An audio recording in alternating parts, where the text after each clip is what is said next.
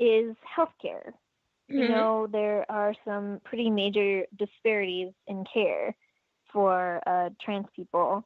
A lot of trans people have trouble finding access to care that is respectful, that doesn't misgender them, and that sort of treats them respectfully, and also have trouble accessing the actual physical care that they need Mm-hmm. because of insurance companies. Oftentimes, insurance companies, for example, will refuse to cover, say, a pap smear for a man who has a cervix. Mm-hmm. So I was wondering if we could talk a little bit about those healthcare disparities and sort of what things we think we could do to sort of support trans people in a healthcare space. Yeah, that's a really good question. I think that one of the things that's most concerning to me is recent moves by the Trump administration that would legalize healthcare providers refusing to provide basic care to folks whose identities don't align with the healthcare provider's religious or moral beliefs, which means that not only could healthcare providers deny hormone replacement therapy or surgeries to transgender individuals, but they could actually deny any form of care. They could deny care for a broken arm or the flu based on the fact that that person was transgender. And so I think it's really, really important to watch on a federal level what's being passed and what's being allowed on, on a more localized level. I think that just asking your healthcare providers what accommodations they have for transgender folks is really important, including non-binary folks, and pushing back, because often, like, we're out there, we're the ones doing the work, we're the ones asking if our pronouns can be accommodated. We're the ones, there's a story on my podcast with Maya Vivas and Layla Hale about they both use they, them pronouns, and Layla needed to go to the doctor, and Maya was sort of there advocating for them. And Maya kept saying they, like, they are a diabetic, they need this, they need that. And the nurse was like, you keep saying they, is she pregnant? So, like, clearly they had no training in this, and also it was really important that that person was there advocating for them. And so I think if you can go with your trans and non-binary friends, if you have them, and act as their advocate to get them the healthcare that they need on a personal level, that's useful.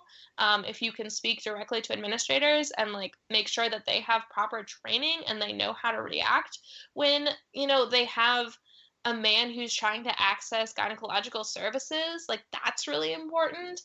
And then, again, like, on the federal level, keeping an eye, or on the state level even, keeping an eye on what legislation is being pushed and how we can fight against it if it's not helping transgender folks, and how we can advocate for it if it will be helpful.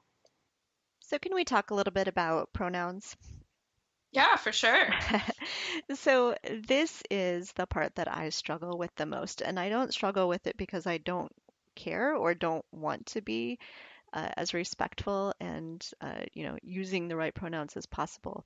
But I have Mm-hmm. so much trouble sort of remembering, not that it's not at the top of my mind, but when a person wants to use they and them, it is so ingrained in me that plural pronouns are used for, a plurality of people, and that plural pronouns go with plural verbs. And it's not, I try and I struggle with it, but just wanted to sort of talk about it and explore it a little bit. I have no problem at all when a person switches the pronoun they want to use, but I am definitely struggling sometimes using they and them. And I have several friends who do use they and them, and so it's something that actually does come up quite a bit for me. Is there a good way to sort of retrain myself for thinking about that? That might not be Um, the right question, but no, I think practicing all the time is important, but I mean, I don't know, maybe you specifically are really, really precise in your grammar, even when you're speaking. But I know that most people, if someone finds a wallet on the ground, they'll say, oh, someone left their wallet and I hope that they come back and get it, or they might be really bummed that they lost their wallet. And that was just 5 singular they pronouns. And like you could say, oh yeah, someone lost his or her wallet. I hope he or she comes back, or he or she will be really bummed that he or she lost his or her wallet. But most people don't talk that way. So you actually have experience. You have experience using they pronoun as a singular pronoun, at least when speaking, if not in writing. And honestly, like, you've done it before, you can do it again. You just gotta practice and practice and practice and practice and practice and practice and practice and practice. And like, practice with cis people too if you want. Just they, them, everybody. It's really like, you'll just do it. People will figure it out. So, I mean, you know, not all the time, but like, I think in conversation, you know, I can say I was talking to my boss and they said it was fine, and no one will really look at me particularly strangely, at least here. I mean, it doesn't necessarily imply that my boss is non-binary. It just means that I was lazy and didn't want to reveal the gender of my boss. So I think that just practicing all the time and reminding yourself that you actually can use singular they, them, and you've done it before. If nothing else, you could imagine your friend as 2 people, but I don't know that that's particularly effective.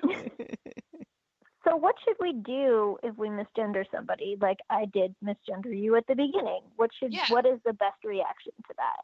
So the best reaction is to apologize one time and then move on. And like, I understand the instinct to apologize 6 times because I have apologized 6 times if I've misgendered people before. But really apologize once sincerely, like, oh my gosh, I'm so sorry. I feel really bad, and like keep going, you know, but like don't dwell on it, because then instead of having the conversation that the person you're talking to wanted to have, you're just having a conversation about this one thing that you did, and like the person you misgendered like doesn't have very much to say. And if you apologize enough, it sounds like you're waiting for them to say it's okay, and like sometimes it doesn't feel okay. The person you misgendered is not required to say it's okay, I forgive you. You know, so just apologize and move on. And because if you keep belaboring the point, it more and more feels like you're asking for like to be absolved of your crime, and like that's not what we need to be doing. That's good advice, but Sophie and I are Midwestern and we apologize a lot.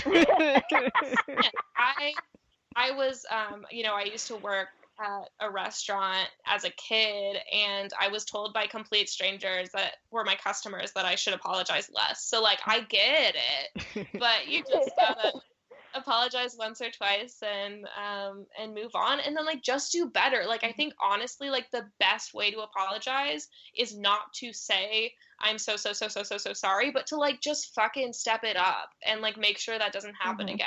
And also make sure that other people around you aren't misgendering that person.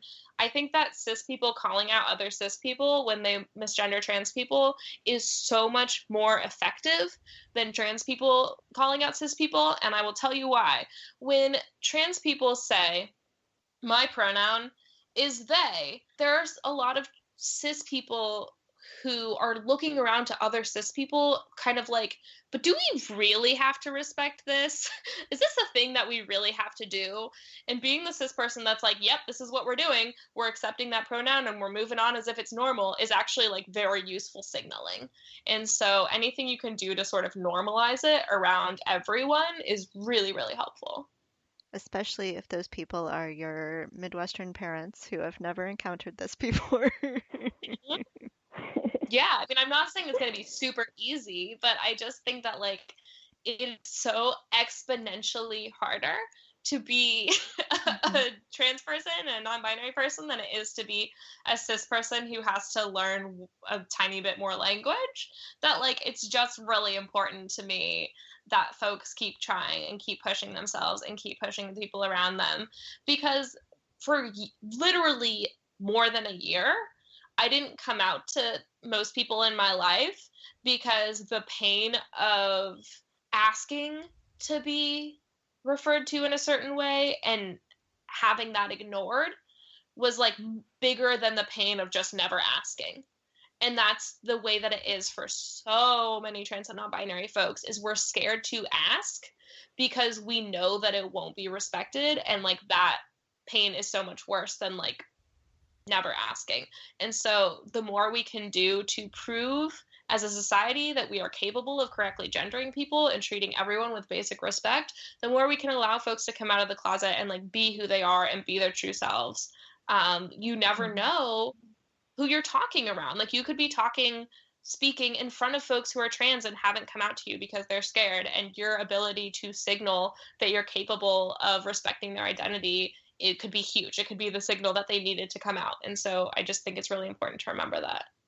So, Molly, do you have any examples of politicians, really at any level, who are non-binary? I know several examples of people who've either recently been elected to office or who are running for office who are transgender.